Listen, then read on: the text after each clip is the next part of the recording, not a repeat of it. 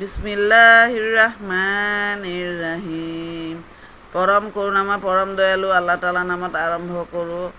আজি নামাজৰ ফজৰৰ 2 ৰেকাত সুন্নত 2 ৰেকাত ফৰজ নামাজ শিকালোঁ আপোনালোকক কেনেকৈ পঢ়িব লাগে। আৰু আজি জহৰৰ দুপৰীয়া নামাজ যিটো সেইটো জহৰৰ নামাজ বুলি কয়। জহৰৰ নামাজ হৈছে 12 ৰেকাত, 4 ৰেকাত সুন্নত, 4 ৰেকাত ফৰজ, 2 ৰেকাত সুন্নত, 2 ৰেকাত নফল। এইখিনিতে প্ৰথমতে আপুনি 4 ৰেকাত সুন্নত নামাজ পঢ়িবৰ কাৰণে নিয়ত বান্ধিব।